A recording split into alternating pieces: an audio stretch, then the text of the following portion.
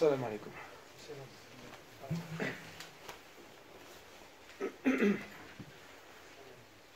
الله أكبر الله أكبر الله أكبر الله أكبر أشهد أن لا إله إلا الله أشهد أن لا إله إلا الله أشهد أن محمدًا رسول الله أشهد أن محمدًا رسول الله حي على الصلاة حي على الصلاة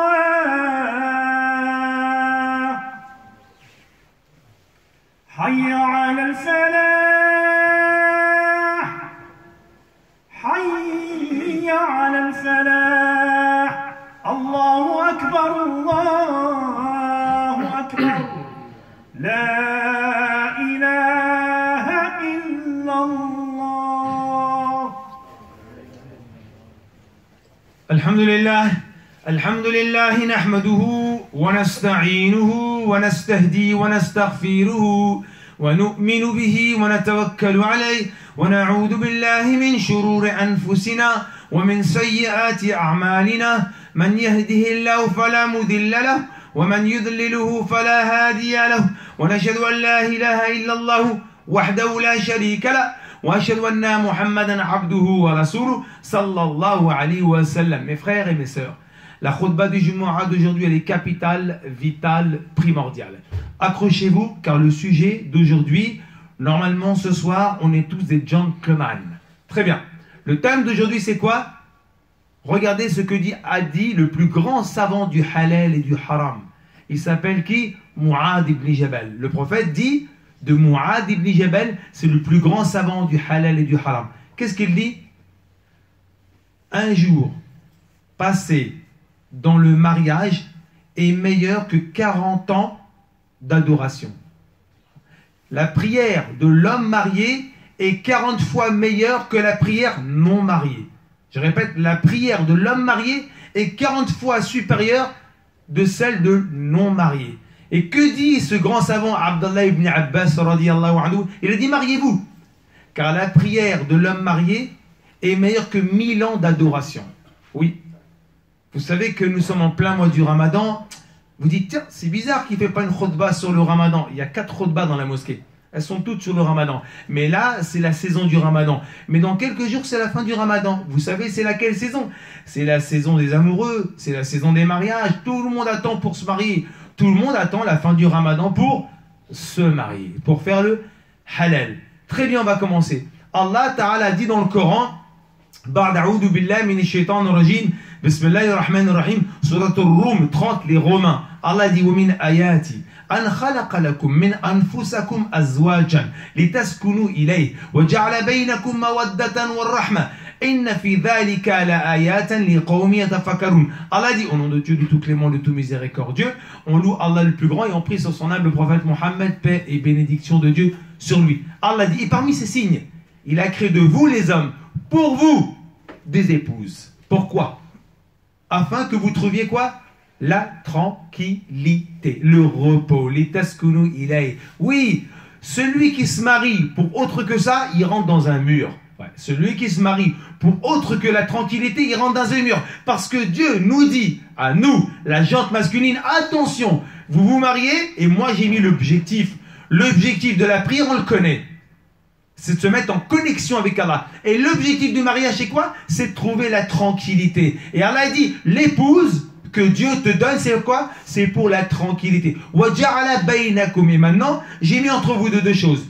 Mawaddatan wa rahma. C'est quoi mawaddatan? La bonté, l'amour. Oui. Allah a mis entre l'homme et la femme l'amour. Et là, miséricorde. Et ceci, c'est pas pour tout le monde, c'est pour ceux qui réfléchissent. En fin de compte, celui qui réfléchit, il a compris c'est quoi l'objectif d'avoir une épouse, et celui qui réfléchit pas, il rentre dans un mur.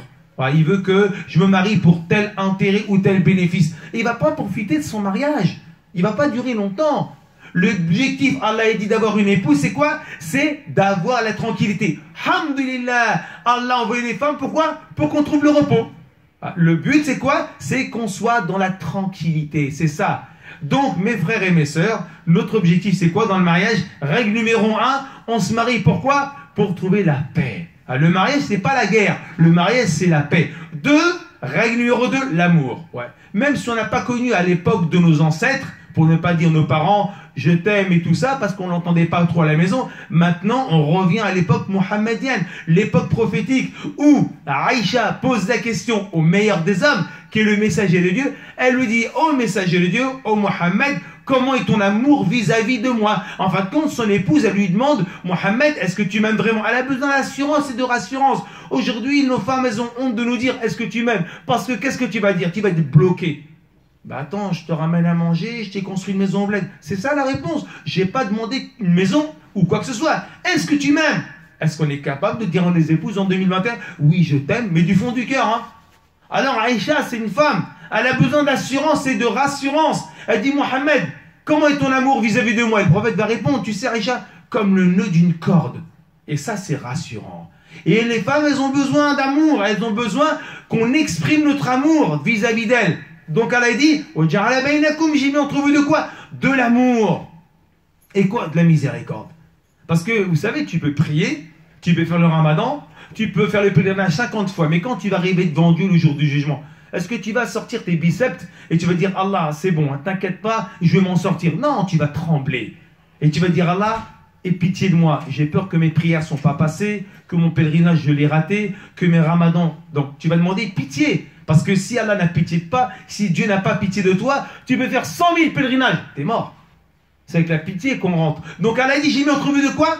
De la rahma, de la pitié. Et si on n'a pas pitié dans un couple, c'est la guerre.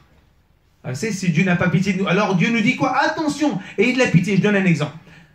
Vous avez un fils de 12 ans. Vous savez qu'à 10 ans, il doit prier. Et puis vous êtes intransigeant. Et puis vous regardez, vous dites à votre fils, t'as fait la prière? Oui, oui, papa, j'ai fait la prière. Et on est tous passés par là, l'adolescence. Hein. Alors, tu rentres dans la salle de bain pour l'espionner. Et tu t'aperçois qu'il n'y a pas une goutte d'eau. Tu vas derrière lui, tu t'es moqué de moi, j'ai pas vu, tu n'as pas fait l'ablution, tu as menti, et tu lui mets une tarte.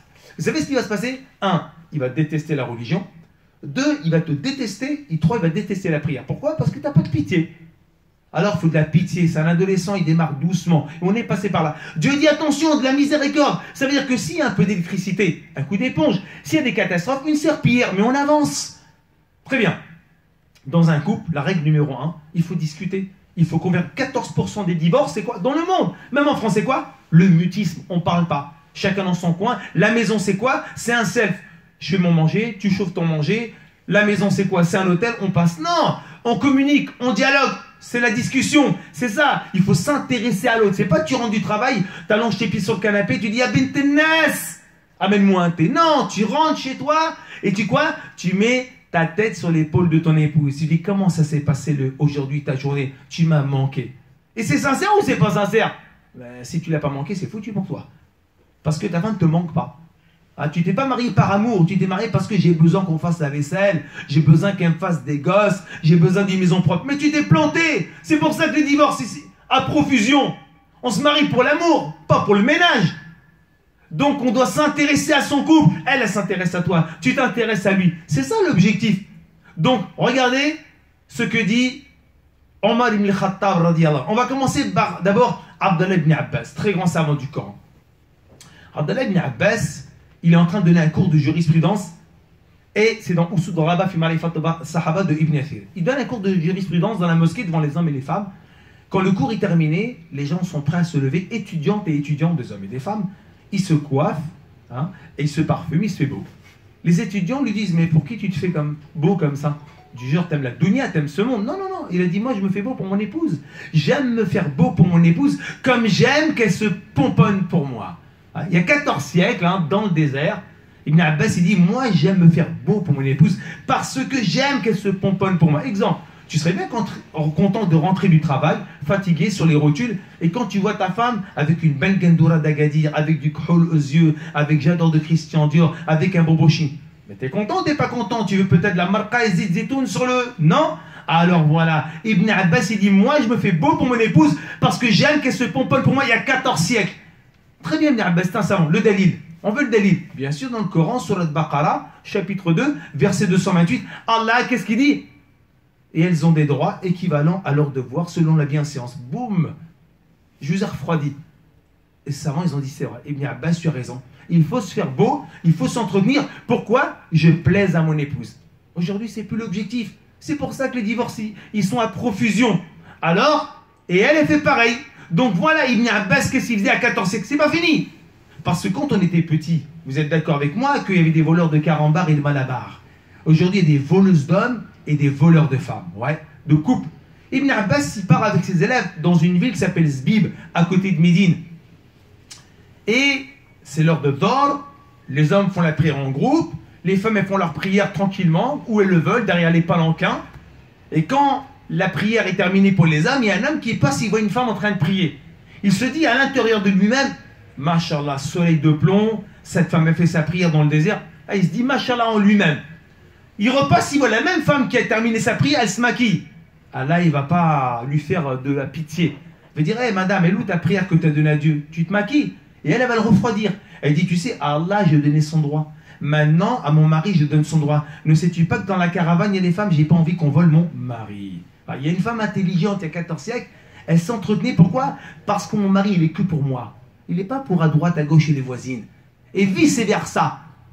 Et toi, tu es pour ta femme, tu n'es pas pour les voisines. Donc, il y a 14 siècles, ils n'ont pas fait des grandes études. Il n'y a pas de master, il n'y a pas de doctorat, mais ils faisaient tout pourquoi? Ce que dit Ibn Abbas, radiallahu anhu. Nous, les Arabes, avant l'islam, on avait 3 qualités. Avant l'islam, le paganisme, ils adoraient les statues. Avant l'islam, les Arabes, on avait 3 qualités. 1, on accueillait l'hôte. Quelqu'un qui demandait quelque chose, on ne refusait pas. Et on ne divorçait pas avec nos épouses quand on a passé la majorité de notre vie. Voilà, c'est des gens, ils faisaient attention. C'est pour ça, mes frères, c'est pour ça, mes sœurs. Regardez ce que dit Omar ibn Khattab, radiallahu anhu. Il faut entretenir son couple. Et ça, c'est très important. Omar ibn Khattab, il est calife. De 634 à 644. En 638, dans Tariq Dimashq, il est en train de marcher dans les rues de Médine, en train d'administrer son peuple. Il est avec Azim. Quand tout d'un coup, il y a une femme avec son mari, la main dans la main. Elle arrive, calife, je veux te voir. Omar, il est là. Que se passe-t-il? Je demande le divorce. Je veux plus de mon mari. Je veux plus de mon mari. Pourquoi? Il se délaisse. Il a les cheveux hirsus, ce que veut dire en pétard. Il a les vêtements déchirés et les ongles longs. J'en veux plus. À 14 siècles, il peut ramener à manger, j'en ai rien à faire. Il peut mettre 10 baraques au bled, j'en ai rien à faire. Je l'aime pas. Vous avez vu? C'est pas des matérialistes, les femmes. Hein. Il y a 14 siècles. Très bien. On m'a dit, attends, ne divorce pas. Il dit, rentre chez toi, je vais m'occuper de ton mari. Elle rentre chez elle. Il dit, Azim, tu vas l'amener au bain public. Il va se rogner les ongles. Il va se laver, il va changer de vêtements, il va se parfumer. L'homme, il revient à Brad Pitt. Beau gosse, il arrive. Il dit, maintenant, tu vas taper à la porte de ton épouse et tu vas lui prendre la main et te balader au parc Georges Brassens, le parc à côté. Très bien. L'homme, il arrive, il frappe chez lui. Il prend la main de sa femme, elle dit, hé, étranger, crains Dieu devant le calife, je ne te connais pas. Elle dit, mais je suis ton époux. Oh, je t'ai pas reconnu. Calife, j'abandonne la requête du divorce.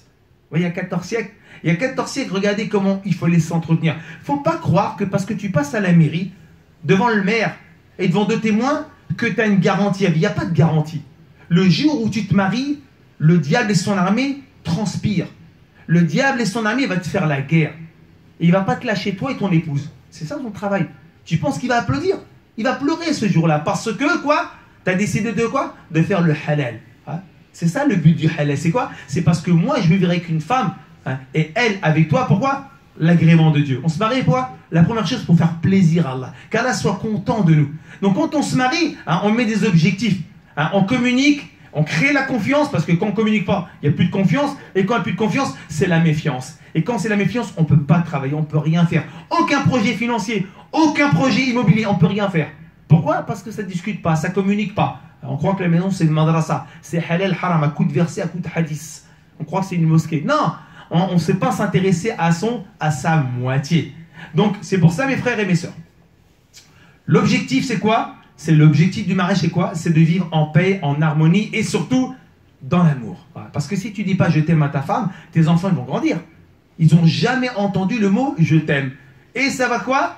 Continuer comme ça pendant... Non, les parents devront dire à ta femme tu sais que je t'aime. Et tes filles elles vont entendre ça. On va dire mon père il est sentimental. Mon père il a un cœur. Mon père il sait pas mal avec une femme. Pourquoi? Je veux ça, j'attends ça, je veux ça, j'attends ça. Et après nos enfants, nos filles elles vont hériter ça. Nos garçons ils vont hériter ça. Jamais ils diront je t'aime alors. Vous savez dans le hadith de l'imam al-Bukhari, Amr ibn As, Abdullah ibn As radiallahu anhu rentre dans la mosquée, il y avait Omar al-Khattab, il y avait Abu Bakr, il y avait les grands compagnons, il y avait Mu'adh ibn Jabal. Il rentre, le prophète est en train de donner un cours. Il dit au messager de Dieu, je peux t'interrompre? Ouais. Et il dit, quelle est la personne que tu aimes le plus? C'est l'homme le meilleur du monde, hein, c'est le prophète. Hein. Quelle est la personne que tu aimes le plus? Lui s'attendait à Abu Bakr, Omar. La personne que j'aime le plus sur la face de la terre, c'est Aïcha. Il a dit quoi? Aïcha, Aïcha. Il a pas dit, il a dit Aïcha. Et qui d'autre encore? Après son père. Et qui? Omar. Il dit, c'est bon, je m'arrête là. Voilà. Le prophète, hein, sans pudeur, sans état d'âme, et il dit devant tout le monde, la personne que j'aime le plus, c'est Aïcha. On te pose la question en 2021, dans la rue. C'est qui la personne que tu aimes le plus? C'est quoi? C'est Benzema, ça que tu vas dire? Subhanallah. Ta mère? Même ta mère, tu ne dirais même pas. Parce que c'est pas dans ta culture de dire le mot je t'aime. Et nos enfants, ils vont hériter ça, ce mutisme. Enfin, donc c'est pour ça, le prophète alayhi salatu wassalam, le meilleur des hommes, il y a 14 siècles, il disait je t'aime. En 2021, c'est fini, c'est enterré ce mot-là. Et Allah dit, j'ai mis entre vous deux de l'amour. Il faut l'exprimer, il faut exprimer son amour. Surtout devant sa moitié, celle avec qui tu vas vivre. Parce que la majorité de ta vie, c'est qui? Tu la passes avec ta femme. Dans le recueil de qui? Abu Daoud al-Tayalisi. Le prophète alayhi salatu wassalam, son nom Anas, a dit, qu'est-ce qu'il dit? Akmalul mu'minin imanan hasana khuluqan wa khiyalukum khiyalukum. Le prophète alayhi salatu wassalam dit, celui qui a la foi la plus complète, Akmalul mu'minin, celui qui a la foi la plus complète, sont les meilleurs. C'est évident. Et les meilleurs parmi vous, ce sont qui sont les meilleurs envers qui? Leur mère, leur père, leur soeur, leurs frères, leurs épouses. Pourquoi le prophète il a dit épouse? Parce que ta mère, tu vas rester 25 ans, 30 ans à la maison. Salam alaikum. Tu vas quitter le cocon familial. Tes enfants, ils vont rester 25 ans, 30 ans, ils vont quitter le cocon familial. La majorité de ta vie, tu la passes avec qui? Ni ta mère, ni tes gosses, avec ta femme. Parce qu'elle va t'enterrer, ou tu l'enterreras. C'est elle qui va organiser ton janaza. Ou c'est toi qui vas organiser son janaza. Donc voilà, c'est pour ça mes chers frères, la majorité de notre temps, on la passe avec nos épouses. Deuxième partie, subhanakallah bihamdik, nashhadu an la ilaha illa ant, nastaghfiruka wa natubu ilayk. Bismillahirrahmanirrahim, alhamdulillah, nahmaduhu wa nusalli ala rasulil karim sallallahu alayhi wa sallam. Allah ta'ala dans surat An-Nisa, verset 36, les femmes. Allah Ta'ala dit wa'ashiruhunna bil ma'ruf, vivez avec elles convenablement. Soyez juste, soyez bons, ne mentez pas. Soyez pas des trafiquants avec vos épouses. Allah dit wa'ashiruhunna bil ma'ruf. Il a dit attention avec elles, soyez bons. Al ma'ruf, être droit, être juste, être honnête, ne pas mentir, ne pas la duper. Ça c'est un verset du Coran. Et ça il faut être droit. Un bon musulman, un bon mari, il est honnête. Il dit la vérité. Parce que si tu construis pas ça, le ciment avec ton épouse. Vous savez, il y a un savant en Inde, en 95, il m'a donné un exemple. Il m'avait dit, si tu veux joindre du ciment avec du ciment, si tu veux joindre du parpaing avec du parpaing, il faut du ciment. Et si tu veux joindre du bois avec du bois, marteau et clou. Si tu veux joindre du tissu, c'est quoi? Aiguille et du fil. Et si tu veux joindre deux cœurs, c'est quoi? De l'argent? Passeport? C'est l'amour. Il n'y a pas autre chose. Pour joindre deux cœurs, c'est l'amour. Et ça, c'est important aujourd'hui. Nos enfants aujourd'hui se marient. Nos enfants vont bientôt se marier. Si on n'apprend pas dans notre vie familiale, la base, le ciment de la famille, c'est l'amour avec nos enfants, l'amour avec nos épouses, on ne va pas avancer. Et cette communauté, elle ira dans le mur du divorce comme tout le monde. Je donne un exemple. Vous savez, en 1972 en France, il y avait 425 000 mariages. Il y avait 44 000 divorces. 10%. On est en 2021, il y a 228 000 mariages, il y a 125 000 divorces. 50% de divorces. Avant, c'était 10% de divorces. Et il y avait un demi-million qui se mariaient. Je donne un exemple. Algérie, Tunisie, Maroc, l'année dernière, 385 000 divorces. Vous voyez? Et nous aussi. Enfin, donc le pays au monde qui divorce le plus, c'est un pays musulman. J'ai pas envie de le dire au micro. Ça fait mal au cœur. Le pays qui divorce le plus au monde, c'est un pays musulman. Ouais. Donc c'est pour ça, mes chers frères, notre objectif dans le mariage, et mes chères sœurs, c'est quoi? le ciment et l'amour. L'unité. Donc, le prophète alayhi salam, c'est un gentleman. Dans le recueil de l'imam al-Bukhari, un Mazdéen, ça s'appelle un adorateur de feu. Hein? Anas raconte cette histoire.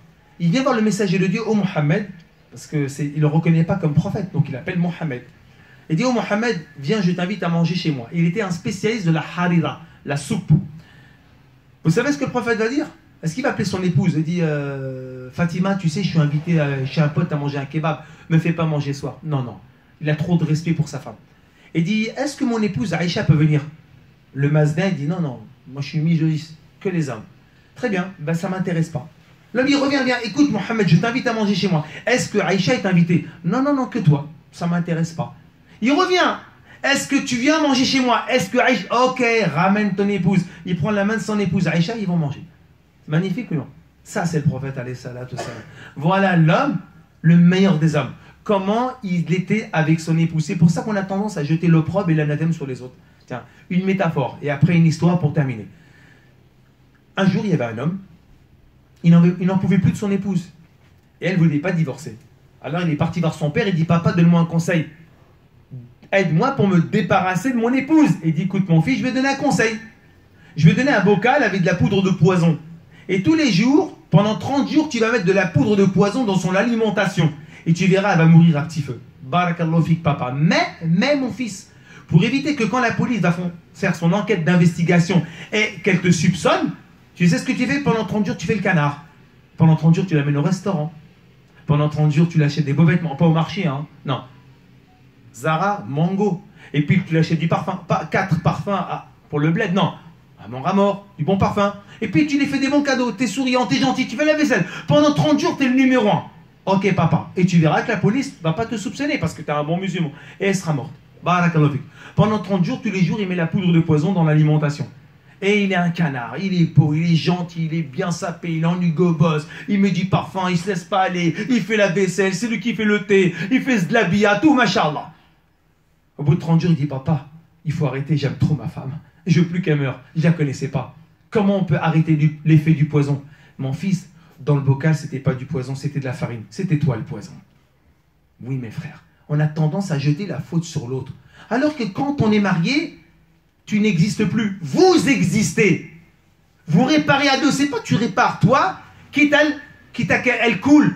C'est pas chacun défend sa poire. Dans un couple, on défend le couple. Quand tu es seul, tu défends ta poire. Mais quand vous êtes un couple, vous défendez le couple. Voici l'histoire. Dans le recueil de l'imam al-Bukhari, au chapitre des expéditions, le prophète alayhi salatu wassalam, dans la caravane se trouvait Aïcha et Hafsa. Et si on prend cet exemple, je vous assure que notre couple il va avancer. Aïcha, Hafsa. Aïcha, c'est qui? La fille d'Abou Bakr. Hafsa, la fille de Omar. Il y avait de la rivalité, comme il y en a aujourd'hui, la belle-mère, la belle-sœur, la tante. C'est quoi la rivalité? Elle était légère.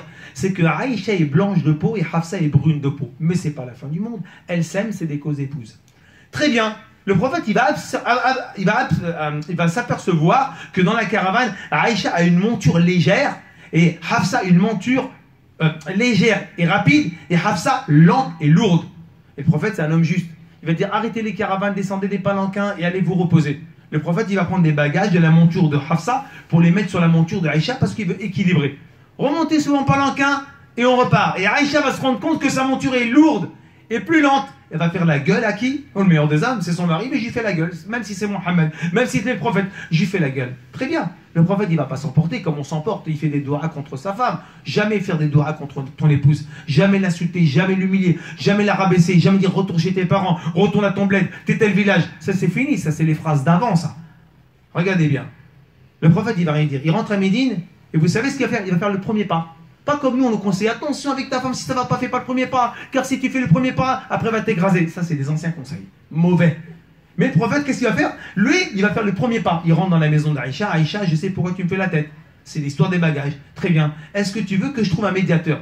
Bon sang. C'est pas le meilleur des médiateurs, cet homme-là?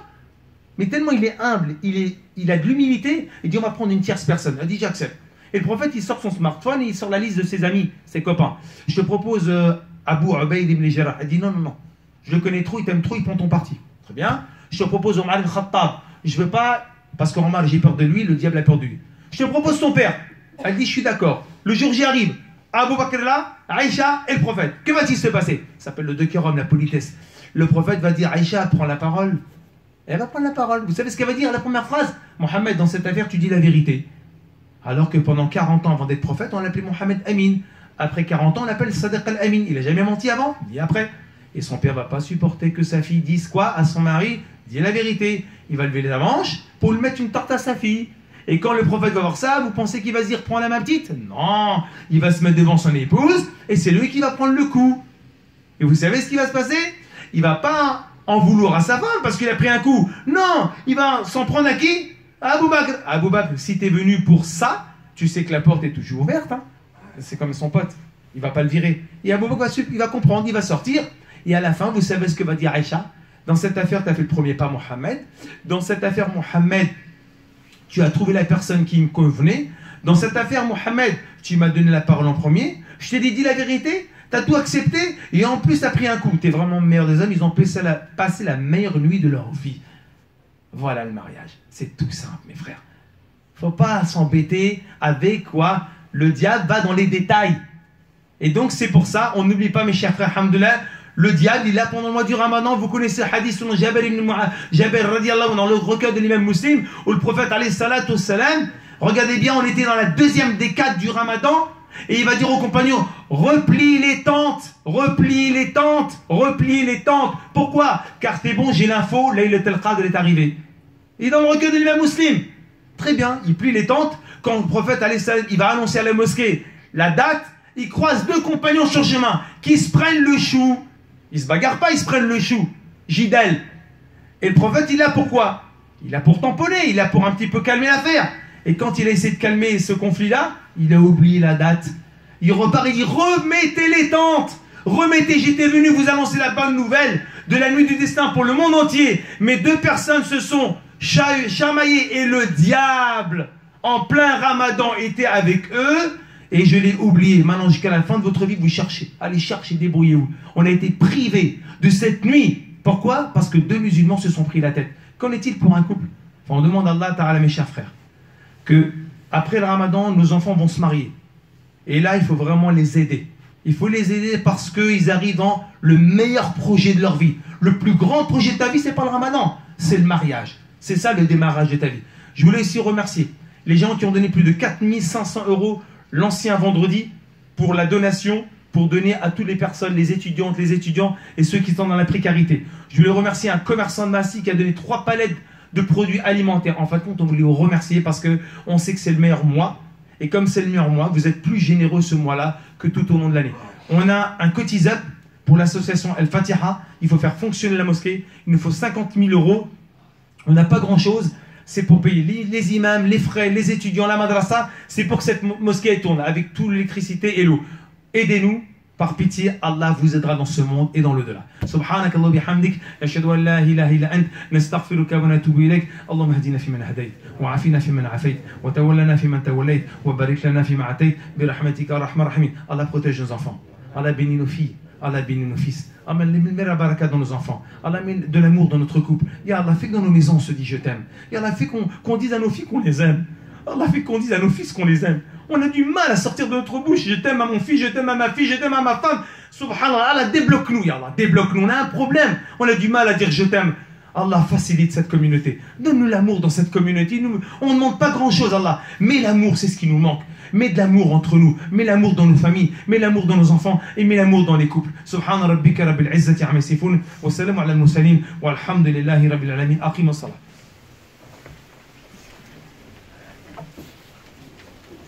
الله أكبر الله أكبر أشهد أن لا إله إلا الله